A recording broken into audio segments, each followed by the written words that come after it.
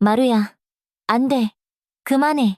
민호의 절규가 3월의 쌀쌀한 산공기를 갈랐습니다. 하지만 마루는 멈추지 않았어요. 아니, 멈출 수가 없었습니다. 벅벅벅벅벅벅. 진돗개 마루가 앞발로 미친 듯이 땅을 파헤쳤어요. 흙이 사방으로 튀었고 발톱이 돌에 부딪히는 소리가 날카롭게 울렸습니다. 1년 동안 풀 죽어 있던 녀석이 갑자기 어디서 저런 엄청난 힘을 발휘하는 걸까요? 형! 마루가 완전히 미쳤나 봐. 지훈이 놀란 목소리로 소리쳤어요. 아버지 태식의 성묘를 위해 온 가족이 당황한 채 서 있었습니다. 마루의 눈에는 무언가 절박한 빛이 돌고 있었어요. 마치 반드시 이걸 파내야만 한다는 듯이요. 입에서는 거친 숨소리가 헥헥 새어나왔고 온몸이 땀에 흠뻑 젖어 있었습니다. 마루야, 제발. 서연이 울먹이는 소리로 말했어요.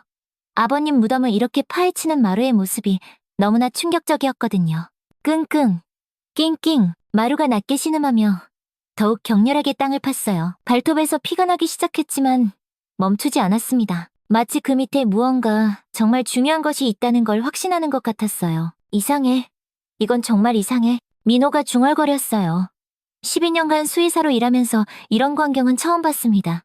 동물의 본능이 이렇게 강렬하게 발현되는 경우는 극히 드물었거든요. 그때였습니다. 툭! 마루의 발톱에 무언가 단단한 것이 걸렸어요. 마루가 갑자기 행동을 멈췄습니다. 그리고는 구멍을 들여다보더니 가늘게 울부짖기 시작했어요. 그 울음소리는 지난 1년 동안 들어본 어떤 소리와도 달랐어요. 절망과 간절함, 그리고 무언가를 호소하는 듯한 애절함이 모두 담겨 있었습니다. 도대체 뭐가 있는 거야? 민호가 떨리는 손으로 마루가 판 구멍을 들여다봤어요. 흙 사이로 하얀색의 무언가가 보였습니다. 설마 그 순간 마루가 눈물을 뚝뚝 흘리는 걸 보고 민호는 등골이 오싹해졌어요. 이건 분명 평범한 상황이 아니었습니다. 마루는 여전히 구멍을 향해 낑낑거리며 울고 있었어요. 1년간 보지 못했던 강렬한 감정이 그 작은 몸짓에 모두 담겨 있었습니다. 마루가 정말 뭔가를 알고 있는 거구나. 민호는 깨달았어요. 아버지가 늘 하시던 말씀이 떠올랐습니다. 마루는 특별한 아이야. 이 모든 이야기는 1년 전 아버지가 돌아가신 후 마루가 보이기 시작한 이상한 행동에서 시작됩니다. 여보, 마루 저러다 정말 죽는 거 아니에요? 서연의 떨리는 목소리가 새벽 공기를 갈랐어요. 민호는 진료실 유리창 너머로 마당 한 구석의 웅크린 마루를 바라보며 깊은 한숨을 내쉬었습니다. 6년 전 아버지가 직접 데려온 진돗개였지만 지금의 마루는 완전히 다른 개가 되어버렸어요. 아버지가 돌아가신 후 1년째. 아버지가 가장 아꼈던 마루는 완전히 다른 개가 되어버렸습니다. 예전엔 그렇게 활발하고 사람 좋아하던 녀석이었는데 어느 날부터인가 마당 한 구석에 웅크리고 앉아서 하루 종일 멍하니 있기만 했어요. 밥도 제대로 먹지 않고 산책을 나가자고 해도 고개만 젓더니 다시 그 자리로 돌아가곤 했습니다. 마치 아버지를 기다리는 것처럼요. 형, 이렇게 계속 둘 수는 없잖아. 동생 지훈이 조심스럽게 말을 꺼냈어요. 교사인 동생답게 차분했지만 걱정 가득한 눈빛이었습니다. 민호의 어깨가 무겁게 처졌어요. 동물병원을 운영한 지 12년. 수많은 아픈 동물들을 치료해왔지만 자신의 반려견 하나 제대로 돌보지 못하고 있다는 현실이 가슴을 짓눌렀습니다. 시간이 지나면 괜찮아질 거라고 생각했어요. 개들도 사람처럼 슬픔을 느끼지만 또 적응하면서 살아가는 법이니까요. 하지만 1년이 지나도록 마루는 변하지 않았습니다. 오히려 더 심해졌어요. 가끔 마당 한가운데서 하늘을 보고 길게 울부짖곤 했는데 그 소리를 들으면 가슴이 먹먹해졌습니다. 꼭 아버지를 부르는 것만 같았거든요. 마루야, 밥 먹어야지. 민호가 무릎을 꿇고 마루 앞에 앉았어요. 평소 같으면 꼬리를 살랑살랑 흔들며 달려왔을 텐데 마루는 민호를 힐끗 보더니 다시 고개를 돌려버렸습니다. 그 무관심한 눈빛이 민호의 가슴을 후벼 팠어요. 민호는 지난 1년 동안 마루에게 온갖 검사를 다 해봤어요. 혈액 검사, 엑스레이, 초음파, 심지어 MRI까지. 하지만 결과는 항상 같았습니다. 신체적으로는 아무 이상이 없다는 것. 동료 수의사들에게 자문을 구해봐도 돌아오는 답은 뻔했습니다. 스트레스성 우울증 같네요. 시간이 해결해줄 겁니다. 시간이 해결해준다고요? 벌써 1년이 지났는데도 마루는 전혀 나아지지 않았어요. 오히려 점점 더 심해지고 있었습니다. 체중은 3kg이나 줄었고 윤기 흐르던 털은 푸석푸석 거칠어졌습니다. 예전에는 그렇게 좋아하던 장난감들도 거들떠보지 않았어요. 민호야, 너무 자책하지 마. 지훈이 민호의 어깨에 손을 올렸어요. 하지만 민호는 고개를 저었습니다. 수의사로서 자신의 개 하나 제대로 돌보지 못한다는 사실이 너무나 부끄러웠어요. 동물병원에 오는 보호자들에게는 자신있게 진단하고 치료 방법을 제시하면서 정작 자신의 마루는 어찌할 바를 모르고 있었습니다. 아버지가 살아계실 땐 안 그랬는데 민호가 중얼거렸어요. 아버지와 마루의 관계는 정말 특별했습니다. 아버지가 마당에 나가 앉으면 마루는 항상 옆에 찰싹 붙어 앉았고 아버지가 산책을 나가면 꼬리를 흔들며 따라 나섰어요. 밤늦게 진료를 마치고 집에 돌아와도 마루는 꼭 아버지 방 앞에서 잠들곤 했습니다. 아버지가 기침만 콜록해도 마루는 바로 달려가서 걱정스러운 눈빛으로 아버지를 바라봤어요. 아버지가 화분에 물을 주면 마루도 졸졸 따라다니며 꼬리를 흔들었고 아버지가 신문을 읽으면 발밑에 얌전히 엎드려 있곤 했습니다. 아버지가 잠시 외출이라도 하면 마루는 대문 앞에서 꼼짝도 않고 아버지가 돌아오기만을 기다렸어요. 마루는 특별한 아이야. 아버지가 자주 하시던 말씀이었어요. 그때는 그냥 마루를 아끼는 마음에서 하시는 말씀인 줄 알았는데 지금 생각해보니 정말 특별한 무언가가 있었던 것 같았습니다. 아버지만 보면 눈빛이 달라지고 아버지의 기분에 따라 마루의 행동도 달라졌으니까요. 여보, 오늘 마루 밥은 먹었어요? 조금 먹었어요. 그것도 억지로 먹인 거예요. 서연의 목소리에 걱정이 가득했어요. 간호사인 서연은 마루를 돌보는 일에 민호만큼이나 신경을 썼습니다. 특별히 마루가 좋아하던 닭가슴살도 삶아주고 따뜻한 우유도 타주고 심지어 수제 간식까지 만들어줬지만 소용없었어요. 마루는 겨우 몇 입 먹고는 다시 그 자리로 돌아가곤 했습니다. 지훈아, 솔직히 말해서 나는 정말 모르겠다. 민호가 깊은 한숨을 쉬었어요. 12년간 수의사로 일하면서 이렇게 속수무책인 적은 처음이었습니다. 의학 교과서도 뒤져보고 해외 논문도 찾아봤지만 마루 같은 케이스는 찾을 수 없었어요. 아버지가 돌아가시기 6개월 전쯤 수진 이모님이 간병해 주셨잖아. 그때는 마루가 수진 이모님한테도 잘 따랐는데 지훈의 말에 민호는 그때를 떠올렸습니다. 수진 이모는 정말 헌신적으로 아버지를 돌봐주셨어요. 간호조무사 출신이라 전문적이기도 했고 무엇보다 아버지를 진짜 가족처럼 모셨습니다. 아버지도 수진 이모를 많이 아꼈고 신기하게도 마루도 수진 이모에게만은 유독 온순했어요. 민호는 문득 궁금해졌습니다. 아버지 장례 이후로 연락이 끊어진 상태였거든요. 아버지가 돌아가신 후 수진 이모는 정말 많이 우셨어요. 자기가 더 잘 돌봐드렸어야 했다며 자책하기도 했고요. 그날 저녁 민호는 진료실에서 혼자 마루의 차트를 다시 들여다봤어요. 1년 동안 기록한 모든 관찰일지와 검사 결과들이 빼곡히 적혀 있었습니다. 하지만 그 어디에도 명확한 답은 없었어요. 체중 감소, 식욕 부진, 활동량 저하, 사회성 결여, 수면 패턴 이상, 간헐적 울음, 모든 증상이 반려동물 상실 증후군의 전형적인 모습이었습니다. 하지만 마루의 경우는 뭔가 달랐어요. 단순히 주인을 그리워하는 것 이상의 무언가가 있는 것 같았습니다. 마치 마루가 무언가 중요한 것을 알고 있는데 그걸 표현할 수 없어서 답답해하는 것 같았어요. 아버지, 마루가 왜 이러는 걸까요? 민호가 아버지 영정 사진 앞에서 중얼거렸어요. 아버지의 온화한 미소가 그를 내려다보고 있었습니다. 그 미소를 보고 있으니 문득 아버지가 마루를 처음 데려오던 날이 생각났어요. 민호야, 이 녀석을 잘 부탁한다. 나중에 꼭 필요한 순간이 올 거야. 그때는 무슨 말씀인지 몰랐는데 지금 생각해보니 예언 같은 말씀이었어요. 아버지는 정말 마루에게 특별한 무언가를 남겨두고 가신 건 아닐까요? 새벽 3시, 민호는 마당으로 나가 마루 옆에 조용히 앉았습니다. 마루는 민호를 힐끔 보더니 다시 허공을 바라봤어요. 차가운 밤 공기가 둘을 감쌌습니다. 마루야, 아버지가 보고 싶어? 민호가 조용히 물었어요. 마루의 귀가 살짝 움직였지만 여전히 고개를 돌리지 않았습니다. 민호는 마루의 등을 천천히 쓰다듬었어요. 예전보다 훨씬 말라있는 등뼈가 손에 만져졌습니다. 나도 보고 싶어. 정말 많이. 민호의 목소리가 떨렸어요. 그때 마루가 처음으로 민호를 똑바로 바라봤습니다. 그 눈에는 깊은 슬픔과 무언가를 간절히 바라는 듯한 빛이 담겨 있었어요. 뭘 말하고 싶은 거야, 마루야? 하지만 마루는 다시 고개를 돌려버렸습니다. 그리고는 갑자기 하늘을 보고 길게, 아주 길게 울부짖기 시작했어요. 그 울음소리는 평소와 달랐습니다. 더 애절하고 더 간절했어요. 마치 무언가를 간절히 호소하는 것 같았습니다. 민호는 그 순간 깨달았어요. 자신이 수의사로서의 지식에만 의존하고 있었다는 것을요. 정작 마루의 마음은 들여다보려 하지 않았다는 것을요. 아버지가 마루는 특별한 개야라고 하셨던 그 말의 진짜 의미를 이제야 알 것 같았습니다. 마루에게는 분명 사람이 이해할 수 없는 특별한 능력이 있었어요. 그리고 그 능력이 지금 마루를 괴롭히고 있는 것 같았습니다. 민호는 그날 밤 결심했어요. 수의사로서의 접근 방법을 바꿔야겠다고. 과학적 진단보다는 마루의 마음을 먼저 이해해보겠다고요. 그리고 며칠 후 아버지 일주기 성묘를 앞두고 서연이 제안했어요. 그때 민호는 알지 못했습니다. 그 성묘가 모든 것을 바꿀 운명의 날이 될 줄은요. 마루야, 차에 타자. 민호가 마루를 부르는 순간이었어요. 그때까지 1년 동안 무기력하게 지내던 마루가 갑자기 귀를 쫑긋 세웠습니다. 아버지 일주기 성묘를 가는 날이었어요. 어? 마루가 반응하네? 서연이 놀란 표정으로 말했어요.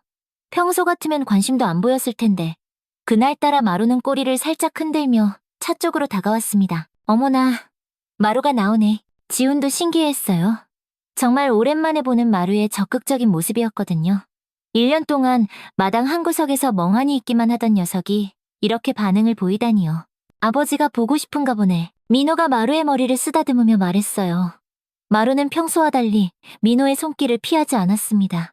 오히려 꼬리를 살랑살랑 흔들며 차문 앞에서 기다리고 있었어요. 그래, 한번 데려가 보자. 아버지도 마루 보고 싶어 하실 거야.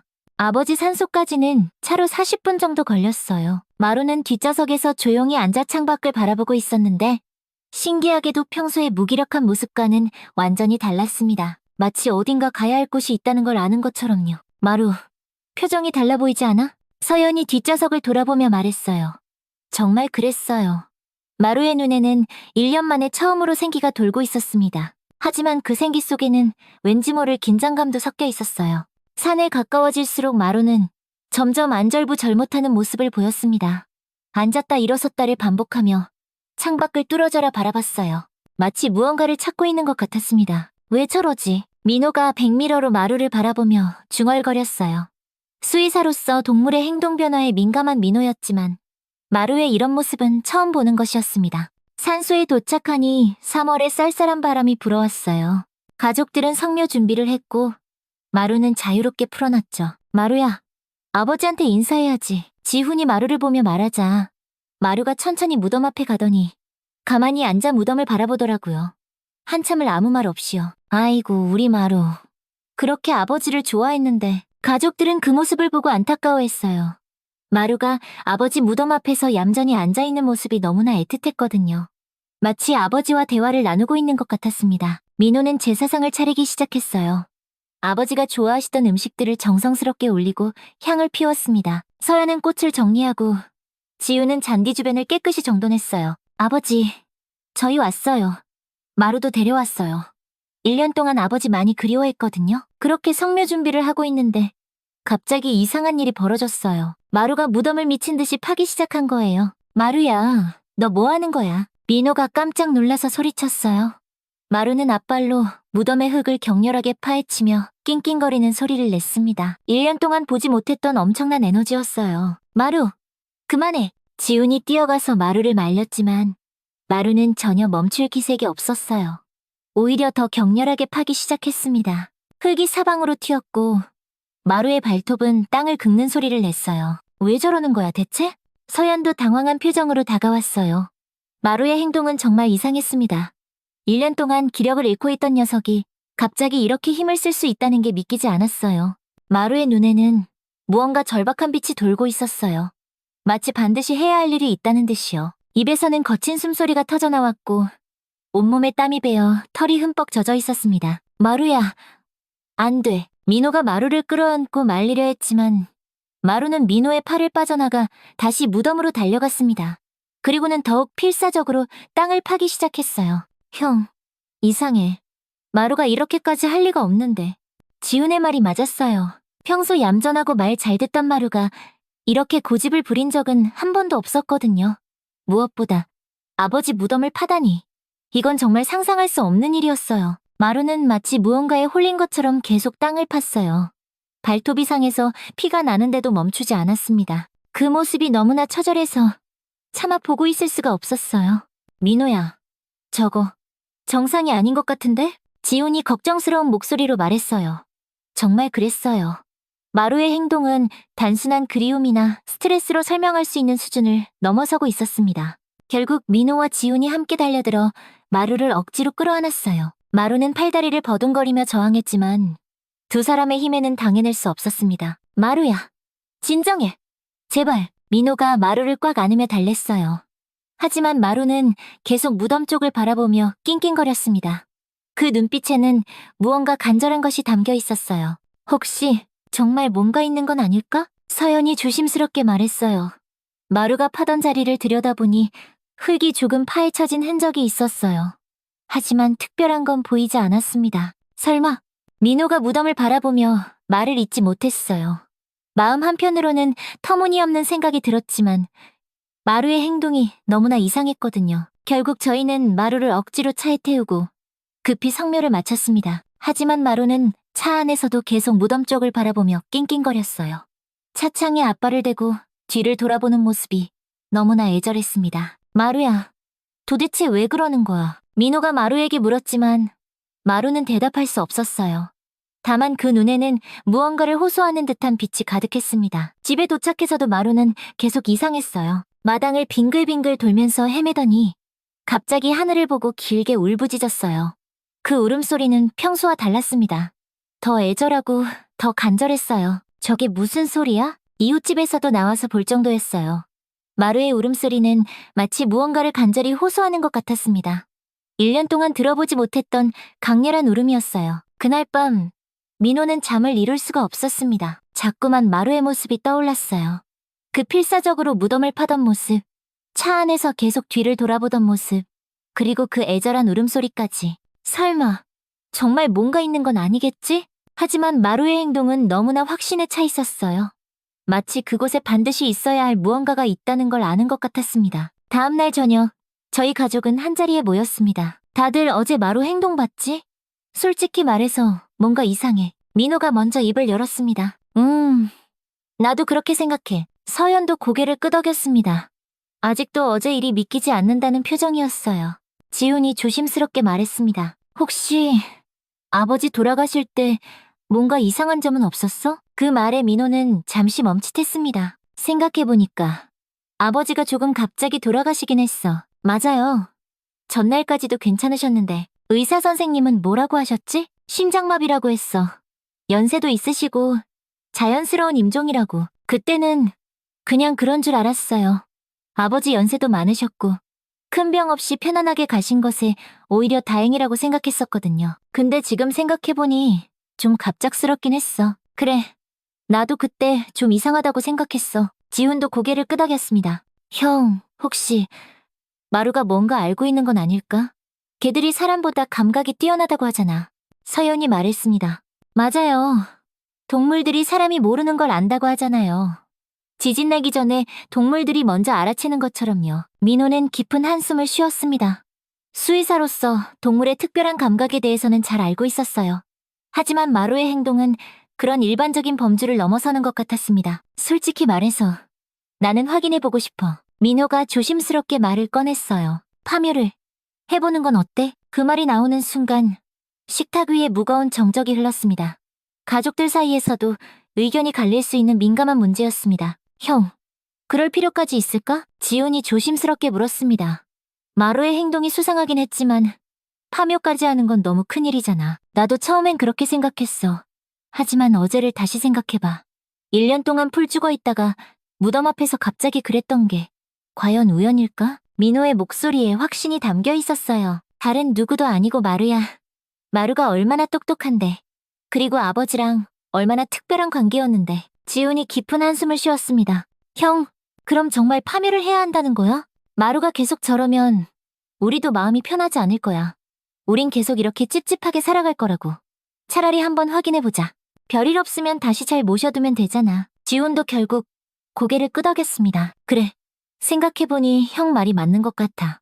아버지께는 죄송하지만 한번 해보자. 어쩌면 이게 아버지를 위한 일일지도 몰라. 그렇게 해서 저희는 파묘를 결정했습니다. 쉬운 결정은 아니었지만 마루의 이상 행동을 그냥 넘길 수는 없었어요. 무엇보다 마루가 그렇게 필사적으로 파헤치려 했던 이유가 분명 있을 것 같았거든요. 정말 파묘를 하시는 겁니까? 장의업체 직원의 조심스러운 물음에 민호는 깊은 한숨을 쉬었어요. 파묘 당일. 이른 아침부터 산에는 짙은 안개가 깔려 있었습니다. 3월 중순이었지만 산위는 여전히 쌀쌀했고 바람 한 점 없이 고요했어요. 네, 부탁드립니다. 민호의 목소리가 떨렸어요. 아버지를 다시 파내야 한다는 것만으로도 가슴이 아팠거든요. 하지만 마루의 그 필사적인 모습을 잊을 수가 없었습니다. 저와 서연, 그리고 지훈이 함께 산소로 향했습니다. 산소에 도착하자 장의업체 직원들이 이미 와 있었어요. 삽과 각종 도구들을 준비해두고 저희를 기다리고 있었습니다. 안녕하세요. 파묘 신청하신 박민호 씨 맞으시죠? 네, 맞습니다. 네. 그럼 시작하겠습니다. 장의업체 직원들이 조심스럽게 봉분에 흙을 걷어내기 시작했습니다. 한 삽 한 삽 흙이 떠질 때마다 민호의 심장이 두근거렸어요. 정말 뭔가 나올까? 아니면 그냥 평범한 무덤일까? 민호야, 괜찮아? 지훈이 창백해진 민호의 얼굴을 보며 걱정스럽게 물었어요. 민호는 고개를 끄덕였지만 손은 계속 떨리고 있었습니다. 마루가 그렇게까지 했으니까 분명 뭔가 있을 거야. 서연이 민호의 손을 꽉 잡으며 말했어요. 하지만 서연의 손도 차갑게 식어 있었습니다. 그런데 무덤을 판 지 얼마 지나지 않았을 때 장의업체 직원들이 뭔가를 발견하고 멈칫했어요. 어? 이건 뭐지? 직원 한 명이 고개를 갸우뚱하며 말했어요. 장의업체 직원들은 아버지관 위치보다 조금 옆을 파더니 놀란 눈으로 뭔가를 계속 확인했어요. 뭐가? 나왔나요? 무슨 일 있어요? 민호가 다가가서 물었습니다. 가슴이 쿵쾅거렸어요. 정말 마루가 맞았던 걸까요? 유골함이. 여기 유골함이 있는데요. 네? 뭐라고요? 민호는 깜짝 놀라서 무덤 안을 들여다봤어요. 정말로 유골함이 있었습니다. 작은 사각형 모양의 하얀색 함이었어요. 이거 혹시 가족분들이 알고 계셨던 건가요? 아니요. 저희는 유골함을 묻은 적이 없어요. 민호의 목소리가 높아졌어요. 이게 대체 무슨 일인가 싶었거든요. 그럼 저희 아버님 말고 다른 분이 함께 묻혀 있다는 건가요? 그런 것 같습니다. 이건 명백한 불법 매장입니다. 민호는 무릎에 힘이 풀렸습니다. 정말 마루가 알고 있었구나. 뭔가 문제가 있었던 거였어. 1년 동안 마루가 괴로워했던 이유가 바로 이것 때문이었구나. 직원들이 조심스럽게 유골함을 들어올렸어요. 유골함은 생각보다 작았습니다. 앞면에 작은 명패가 붙어 있었어요. 이름이 적혀 있네요. 김하윤이라고 되어 있습니다. 김하윤? 저희는 서로의 얼굴을 바라봤어요. 전혀 모르는 이름이었거든요. 1998년생이네요. 젊은 분인데 지훈이 안타까운 목소리로 말했어요. 25살이면 정말 꽃다운 나이였습니다. 그런데 왜 우리 아버지 무덤 옆에? 직원이 유골함을 더 자세히 살펴봤지만 다른 정보는 없었어요. 이상하네요. 보통은 화장일자나 화장 정보도 적혀 있는데 이름만 있네요. 혹시 언제쯤 묻힌 건지 알 수 있을까요? 흙의 상태로 봐서는 그리 오래되지 않은 것 같습니다. 한 1년 정도 된 것 같아요. 1년? 그럼 아버지가 돌아가신 직후라는 말이었어요. 민호의 머릿속이 복잡하게 얽혔습니다. 일단 경찰에 신고해야겠어요. 민호는 바로 112에 전화를 걸었어요. 경찰이 현장에 도착하는 데는 30분 정도 걸렸습니다. 신고하신 분이 박민호 씨 되시죠? 네, 맞습니다. 경찰관이 상황을 확인하고 사진을 찍었어요. 유골함도 증거물로 임시 보관하기로 했습니다. 김하윤이라는 분에 대해서 아시는 게 있으신가요? 아니요. 전혀 모르겠습니다. 처음 듣는 이름이에요. 민호가 고개를 저었어요. 정말로 전혀 알지 못하는 사람이었습니다. 그럼 저희가 수사를 통해 신원을 확인해 보겠습니다. 며칠 시간이 걸릴 수 있습니다. 경찰이 돌아간 후 저희는 집으로 돌아왔어요. 하지만 마음이 편하지 않았습니다. 김하윤, 대체 누구일까? 25살이면 정말 젊은 나이인데 아무 관련 없는 사람이 아버지 무덤 옆에 묻힐 리는 없고 무언가가 있는 게 틀림없어. 집에 도착하자마자 마루가 저희를 맞이했어요. 신기하게도 마루의 표정이 어제와는 완전히 달랐습니다. 1년 만에 처음으로 꼬리를 흔들며 저희를 반겨주었어요. 마루야, 너 다 알고 있었구나. 민호가 마루를 꼭 안으며 말했어요. 마루는 민호의 얼굴을 핥아주었습니다. 마치 이제야 알아줘서 고마워요 라고 말하는 것 같았어요. 마루가 정말 똑똑하네. 우리가 모르는 걸 알고 있었어. 서연도 마루를 쓰다듬으며 말했어요. 마루는 그날 1년 만에 처음으로 밥도 깨끗이 비웠습니다. 며칠이 지나고 경찰서에서 연락이 왔어요. 신원 확인이 쉽지 않은 상황입니다. 동명이인이 너무 많고 정보도 너무 제한적이라서요. 그럼 어떻게 해야 하나요? 좀 더 시간을 두고 수사해보겠습니다. 혹시 고인과 관련해서 짐작가는 분이 있으시면 연락 부탁드립니다. 전화를 끊고 나서 민호는 깊은 고민에 빠졌어요. 어떻게 해야지? 도대체 우리가 모르는 뭐가 숨겨져 있는 거지? 그저 이렇게 두고만 볼 수는 없었습니다. 그때 문득 한 사람이 떠올랐어요. 아버지를 간병해 주셨던 수진 이모. 수진 이모는 마지막까지 아버지를 가장 가까이에서 돌봐주신 분이에요. 아버지 간병에 최선을 다해주신 저희에겐 정말 고마운 분이자 가족 같은 분이었습니다. 혹시 아버지가 수진 이모에게 무언가 말씀하지 않으셨을까? 아니면 수진 이모가 무언가 알고 있는 건 아닐까? 혹시 수진 이모가 뭔가 알고 있을지도 몰라. 아버지를 가장 가까이에서 돌봐주셨잖아. 지훈도 고개를 끄덕였어요. 맞아, 형. 한번 여쭤보자. 그래서 저희는 즉시 수진 이모에게 전화를 걸었어요. 수진 이모의 목소리에는 반가움이 담겨 있었어요.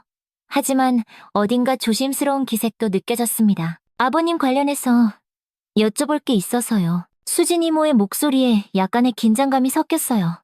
무언가 예상하고 있었던 것 같은 느낌이었습니다. 전화로는 설명드리기 좀 어려워서요. 혹시 저희 집에 한번 와주실 수 있을까요? 그럼요. 그럼 조만간 찾아뵐게요.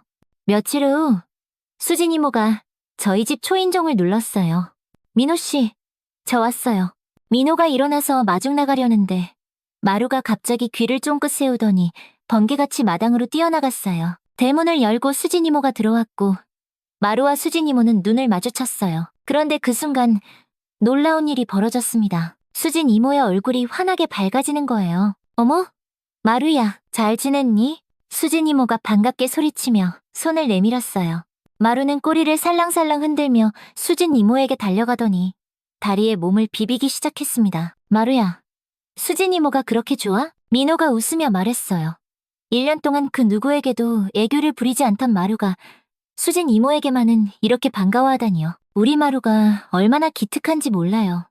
제가 아버님 돌봐드릴 때 항상 옆에서 저를 도와줬거든요. 수진 이모가 마루를 쓰다듬으며 정말 반가워하셨어요. 아이고, 여전히 잘생겼네, 우리 마루. 들어오세요, 이모님. 저희는 거실로 들어갔어요. 수진 이모는 평소와 다름없이 편안한 모습이었습니다. 지훈과 서영과도 반갑게 인사를 나누었어요. 그런데 무슨 일이세요? 아버님 관련해서 여쭤볼 게 있다고 하셨는데 수진 이모가 물었어요. 민호는 어떻게 말을 시작해야 할지 망설여졌어요.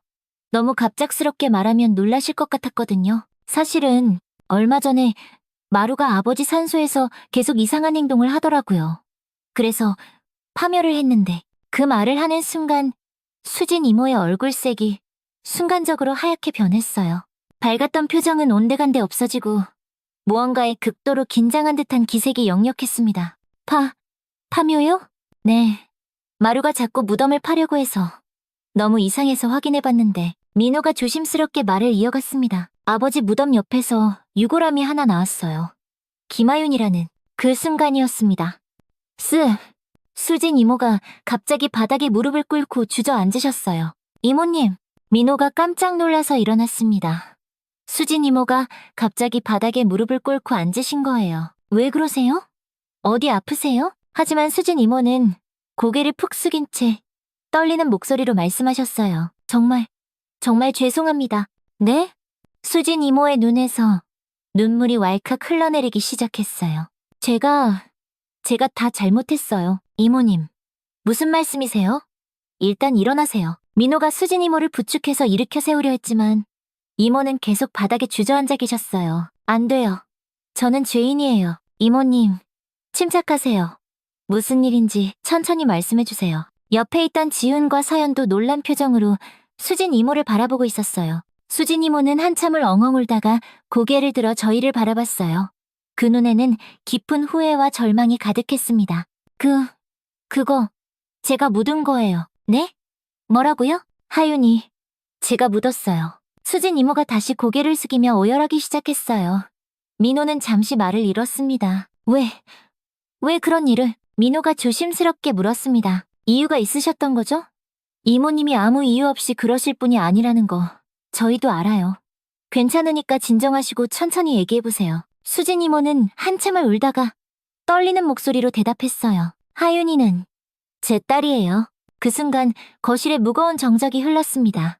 수진 이모에게 딸이 있었다는 것도 처음 듣는 이야기였어요. 하윤이는 태어날 때부터 심장에 구멍이 있어서 어릴 때부터 수술을 받으며 살아왔어요. 수진 이모의 목소리가 더욱 가늘게 떨렸어요. 7살 때 첫 수술, 12살 때 두 번째 수술, 고등학교 2학년 때 세 번째 수술. 하윤이의 어린 시절은 거의 병원에서 보냈다고 해도 과언이 아니었어요. 민호는 가슴이 먹먹해졌어요. 수의사로서 아픈 동물들을 많이 봤지만 어린아이가 그렇게 고생했다는 이야기는 들을 때마다 마음이 아팠거든요. 하윤이 아빠는 하윤이가 13살 때 교통사고로 세상을 떠났어요. 그때부터 저는 혼자서 아픈 딸을 키워야 했습니다. 수진 이모의 눈물이 뺨을 타고 흘러내렸어요. 남편이 남겨놓은 보험금과 집까지 팔아가며 하윤이의 병원비를 댔어요. 그럼에도 병원비가 부족해서 간병일, 청소일, 닥치는 대로 일했습니다. 그럼 이모님이 저희 아버지 간병하실 때도 네, 그때도 하윤이는 병원에 있었어요. 하윤이는 참 착한 아이였어요. 엄마 걱정할까봐 아프다는 소리 한 번 안 했거든요. 수진 이모가 잠시 말을 멈추고 눈물을 닦았어요. 하윤이는 의대에 진학했어요. 자신처럼 아픈 사람들을 돌보는 의사가 되고 싶다고 했어요. 엄마, 내가 의사 되면 엄마는 이제 일 안 하셔도 돼. 라고. 그런데 수진 이모의 목소리가 더욱 심하게 떨리기 시작했어요. 하지만 세상은 호락호락하지 않았어요. 졸업을 앞두고 있던 어느 날 하윤이가 갑자기 쓰러진 겁니다. 어머나. 서연이 손으로 입을 막았어요. 응급실로 달려갔을 때 의사는 심장 상태가 급격히 악화됐다고 했어요. 즉시 대형 수술이 필요하지만 성공 확률은 30%도 안 된다고 했습니다. 수진 이모의 목소리가 점점 작아졌어요. 그리고 수술비는 5천만 원이었어요. 5천만 원. 지훈이 놀란 목소리로 말했어요. 저는 망설일 시간도 없었어요. 돈이 없어도 일단 수술부터 받게 해달라고 의사에게 매달렸습니다. 저희 딸 좀 살려주세요. 돈은 제가 어떻게든 마련할게요. 라고 수진 이모가 흐느끼기 시작했어요. 하지만 병원에서는 수술비 선납을 요구했어요. 이미 밀린 병원비까지 합쳐서 총 7천만 원을 먼저 내야 한다는 거였습니다. 7천만 원. 민호가 중얼거렸어요. 그 큰 돈을 어떻게 마련했을까요? 저는 그 길로 사채업자를 찾아갔어요. 이자가 어마어마했지만 딸의 생명 앞에서는 그런 것도 중요하지 않았습니다. 집에 있던 모든 것을 담보로 잡히고 손에 피가 나도록 도장을 찍었어요. 수술은 18시간 동안 계속됐어요. 18시간 동안 병원 복도에서 무릎을 꿇고 기도했습니다. 제발 딸만은 살려달라고. 제 목숨을 가져가도 좋으니 제 딸만은 살려달라고요. 수진 이모의 목소리에 절망이 가득했어요. 물 한 모금 안 마시고 화장실도 안 가고 그냥 계속 기도만 했어요. 수술 결과는 어떠셨어요? 서연이 조심스럽게 물었어요. 수술은 성공했습니다. 하지만 하윤이는 의식을 찾지 못했어요. 혼수 상태입니다. 언제 깨어날지는 알 수 없습니다. 의사의 말에 세상이 무너졌어요. 딸의 목숨은 건졌지만 식물인간이 되어 병원 침대에 누워만 있게 됐습니다. 그때부터 저의 진짜 지옥이 시작됐어요. 수진 이모가 깊은 한숨을 쉬었어요. 매달 병원비는 300만 원씩 나갔고 사채이자도 매달 250만 원씩 갚아야 했어요.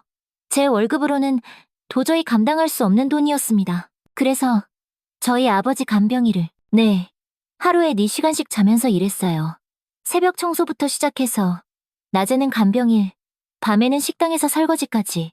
그래도 돈이 모자랐어요. 수진 이모의 이야기를 들으며 민호의 가슴이 미어졌어요. 그렇게 힘든 상황에서도 아버지를 그렇게 정성스럽게 돌봐주셨다니요. 그래서 더 많은 돈을 벌 수 있는 일을 찾게 됐고 그때 소개받은 게 아버님 간병일이었어요. 24시간 간병이고 아버님께서 여유가 있으셔서 조건이 괜찮았거든요. 그때 아버지가 이모님을 도와주셨죠? 네. 아버님은 제 사정을 아시고 매달 200만 원씩 남몰래 도와주셨어요. 그 돈이 아니었다면 저는 정말 수진 이모가 말을 잇지 못하고 울었어요. 아버님은 정말 천사 같은 분이셨어요. 저를 친딸처럼 대해주시고 제 딸 하윤이까지 걱정해주시고 아버님이 돌아가시기 전에 제게 말씀하셨어요. 뭐라고 하셨는데요? 나중에, 아주 나중에. 수진 씨도 그렇고, 하윤이도 그렇고, 세상을 떠나게 되면 내 옆에 모시고 싶다고. 우리는 가족이니까. 그 말에 민호의 눈시울이 붉어졌어요. 하지만 그 약속은 지켜줄 수 없었어요. 아버님이 예상보다 훨씬 빨리 돌아가셨거든요. 수진 이모의 목소리가 더욱 떨렸어요. 그리고 한 달 후, 하윤이가 세상을 떠났어요. 어머, 하윤이가 세상을 떠난 그날 밤, 저는 병원 복도에서 하염없이 울었어요. 세상에 정말 혼자 남겨진 기분이었거든요. 하윤이 장례를 치러야 하는데 돈이 한 푼도 없었어요. 통장에 남은 돈은 고작 20만 원 정도였어요. 가장 간소하게 장례를 치렀어요. 빈소도 없이 화장장에서 바로 화장하는 것으로요. 하윤이야, 엄마가 이것밖에 못해줘서 미안해. 화장을 마치고 유골함을 받았을 때 직원이 물었어요. 유골은 어떻게 하실 건가요? 봉안당 비용을 물어보니 최소 300만 원이었어요. 그런 돈이 제게 어디 있겠어요? 집조차도 안전하지 않았어요. 사채업자들은 계속 전화를 걸어왔고 집 월세도 밀렸어요. 집에서마저 쫓겨나야 할 상황이었죠. 그때 아버지 말씀이 생각나기 시작했어요. 네, 처음에는 아무리 그래도 그건 아닌 것 같다고 생각했어요. 아버님이 그렇게 말씀하셨다고 해도 진짜 가족도 아니고 여러분께 연락하기에도 너무 염치가 없고요. 수진 이모가 고개를 저었어요. 하지만 며칠이 지나도 방법이 없었어요. 하윤이 유골함을 들고 길바닥에 나앉게 생긴 거죠. 그래서 결국 저는 제 자신을 설득하기 시작했어요. 아버님이 우리를 가족이라고 하셨으니까. 그날 밤 저는 하윤이의 유골함을 안고 산으로 향했어요. 아무도 없는 새벽 시간, 손전등 하나만 들고 올라갔어요. 아버님 무덤에 도착했을 때 저는 한참을 서 있었어요. 아버님, 저 왔어요. 죄송해요. 이렇게밖에 할 수가 없어요. 목소리가 벌벌 떨렸어요. 정말 이래도 되는 건지 확신이 서지 않았거든요. 하윤이가 갈 곳이 없어요. 엄마가 능력이 없어서. 그렇게 저는 아버님 무덤 옆에 작은 구덩이를 팠어요. 유골함을 조심스럽게 묻고 다시 흙을 덮었습니다. 하윤이야, 엄마가 제대로 못해줘서 미안해. 엄마가 나중에 꼭 다시 찾으러 올게. 꼭 좋은 곳에 옮겨줄게.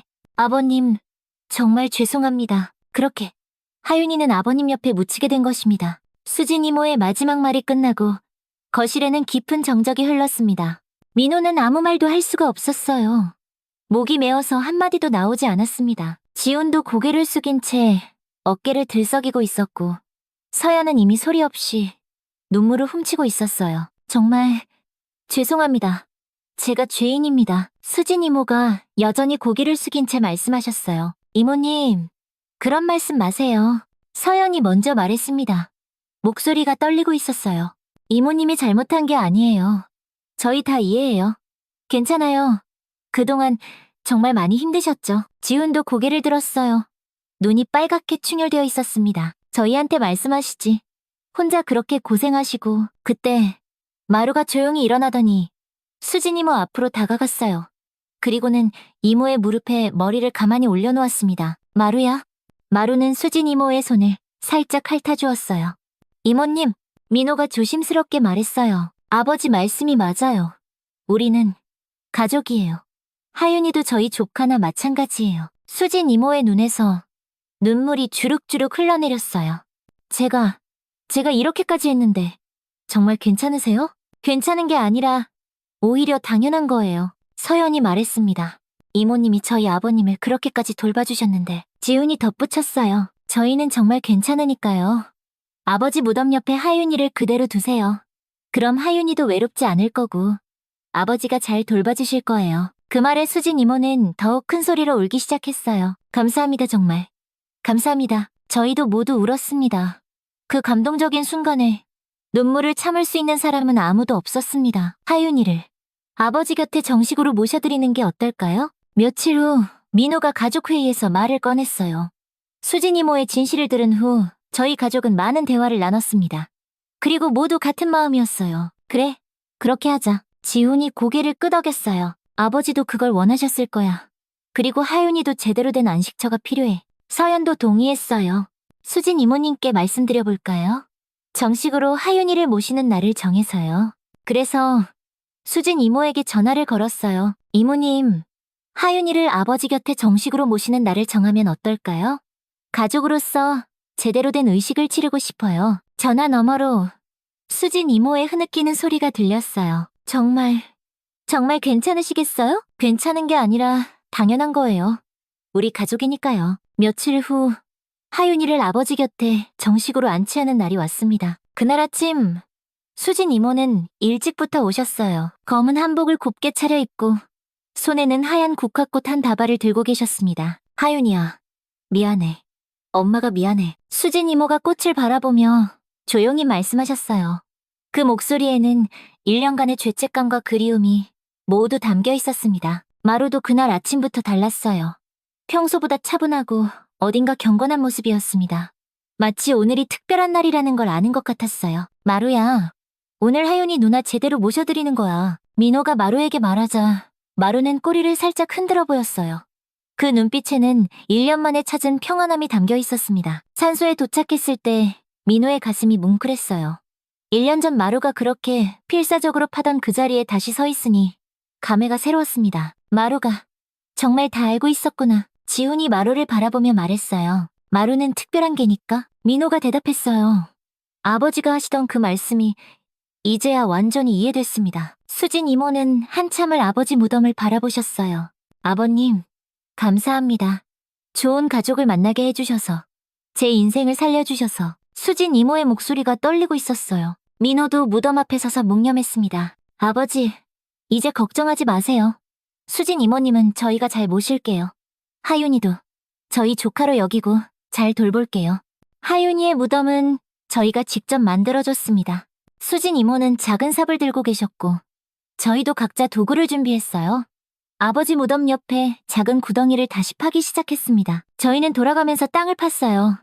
30분 정도 지나자 적당한 깊이의 구덩이가 완성됐어요. 1년 전 수진 이모가 혼자서 파던 그 자리보다 조금 더 정성스럽게 만들어졌습니다. 하윤이야, 할아버지께 감사 인사드려. 수진 이모가 유골함을 아버지 무덤 쪽으로 향하게 하며 말씀하셨어요. 그 다음에 조심스럽게 유골함을 구덩이에 안치했습니다. 수진 이모의 눈에서 눈물이 흘러내렸지만 이번에는 슬픔보다는 안도의 눈물이었습니다. 1년 동안 가슴에 품고 있던 무거운 짐을 내려놓는 기분이었을 거예요. 저희는 다시 흙을 덮기 시작했어요. 정성스럽게, 조심스럽게 덮었습니다. 흙을 다 덮고 나서 저희는 주변을 정리했어요. 아버지 무덤과 자연스럽게 이어지도록 봉분도 조금 다듬었습니다. 수진 이모는 새로 만든 하윤이의 자리에 가져온 국화꽃을 한 송이 올려놓으셨어요. 하윤이야, 엄마가 자주 올게. 할아버지랑 잘 지내고 있어. 마지막으로 저희는 모두 함께 절을 올렸습니다. 아버지와 하윤이에게 드리는 마음 깊은 인사였어요. 집으로 돌아오는 길, 수진 이모는 계속 감사하다고 하셨어요. 정말 고마워요. 어떻게 이런 은혜를. 이모님, 그런 말씀 마세요. 우리 가족이니까 당연한 거예요. 마루는 차 안에서 정말 평안해 보였어요. 1년 동안 품고 있던 비밀이 해결되어서인지 표정도 훨씬 밝아졌습니다. 마루야, 이제 마음 편하지? 민호가 마루의 머리를 쓰다듬으며 물었어요. 마루는 민호의 손을 살짝 핥아주었어요. 정말 오랜만에 보는 평온한 모습이었습니다. 그날 저녁, 저희는 중요한 결정을 내렸어요. 이모님, 혹시 시간 되시면 저희 집에 좀 와주실 수 있어요? 아버지 일기장을 찾았는데 이모님이 보셔야 할 것 같아서요. 며칠 후 수진 이모가 오셨어요. 민호가 아버지의 일기장을 꺼내 보여드렸습니다. 이거 아버지가 직접 쓰신 일기예요. 일기장을 펼쳐보니 아버지의 손글씨로 빼곡히 적혀 있었어요. 일기의 내용은 대부분 수진 이모에 대한 감사와 하윤이에 대한 안타까운 이야기였습니다. 모두 수진 이모가 했던 말 그대로였어요. 아버지는 정말 수진 이모를 가족처럼 아꼈고 고마워했습니다. 그런데 저희가 전혀 알지 못했던 내용이 일기 마지막에 있었습니다. 2023년 11월 5일. 나는 이제 살 날이 얼마 남지 않았다. 내가 떠나면 수진 씨는 어떻게 살아갈까? 걱정이다. 내 재산이라도 넘겨준다면 좋으련만. 그건 내 자식들에게 미안한 일이라 차마 말할 수가 없다.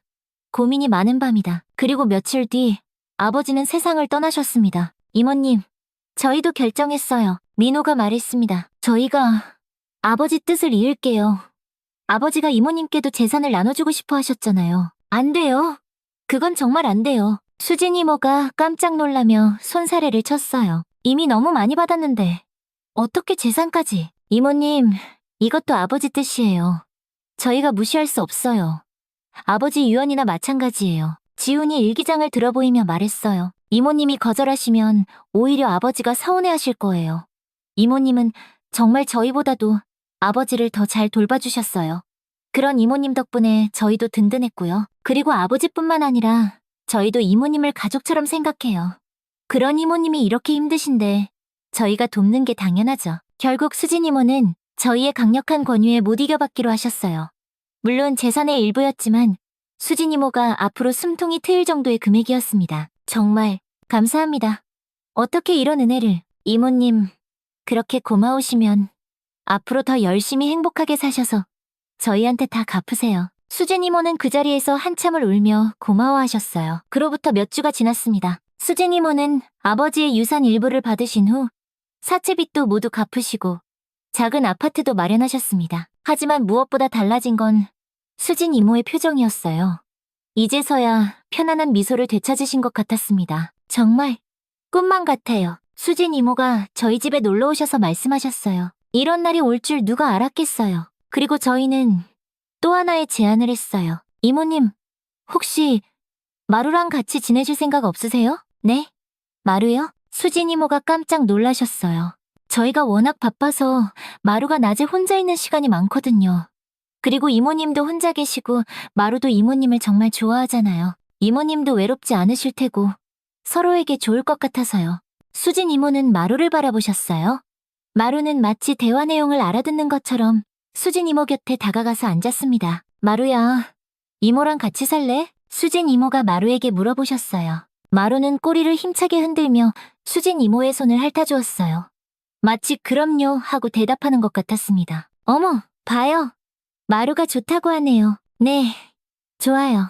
저도 마루랑 함께 있으면 정말 좋을 것 같아요. 그렇게 해서 마루는 수진 이모와 함께 살게 되었습니다. 마루가 떠나는 날, 저희는 모두 아쉬웠지만 한편으론 안심이 되기도 했어요. 마루야, 가서 수진 이모님 잘 모셔드려. 민호가 마루의 머리를 쓰다듬으며 말했어요. 마루는 민호의 얼굴을 빤히 바라보더니 멍! 하고 작게 짖었어요. 알겠다는 듯이요. 자주 보러 갈게 마루야. 지훈도 마루를 꼭 안아주며 말했어요. 민호씨, 지훈씨, 서연씨, 정말 감사해요.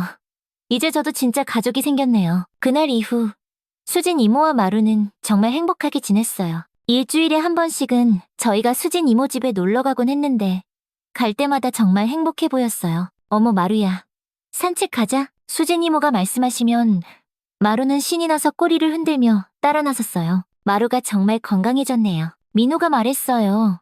마루의 털도 윤기가 흐르고 표정도 훨씬 밝아졌어요. 저도 마루 덕분에 매일이 즐거워요. 아침에 일어나면 마루가 반겨주고 저녁에도 함께 있어주고 정말 외롭지 않아요. 그리고 산책도 매일 하게 되니까 저도 건강해진 것 같아요. 마루야, 수진 이모가 좋아? 서연이 마루에게 물어봤어요. 마루는 꼬리를 흔들며 수진 이모를 바라봤어요. 정말 이모를 좋아한다는 게 느껴졌습니다. 그렇게 1년이 흘렀습니다. 아버지 이주기가 다가왔어요. 그동안 저희 가족에게는 정말 많은 일들이 있었어요. 수진 이모는 이제 완전히 저희 가족의 일원이 되셨고 마루는 수진 이모와 함께 정말 행복하게 지내고 있었습니다. 이주기 성묘 전날 밤 저희는 모두 수진 이모 집에 모였어요. 내일이 아버지 이주기네요. 민호가 말했습니다. 벌써 2년이 지났다니 정말 시간이 빠르네요. 그러게요. 정말 많은 일이 있었어요. 수진 이모가 마루를 쓰다듬으며 말씀하셨어요. 마루는 이모 무릎에 머리를 기대고 편안하게 누워 있었어요. 정말 평화로운 모습이었습니다. 마루야, 내일 할아버지 만나러 가자. 수진 이모가 마루에게 말씀하셨어요. 마루는 꼬리를 살짝 흔들어 보였어요.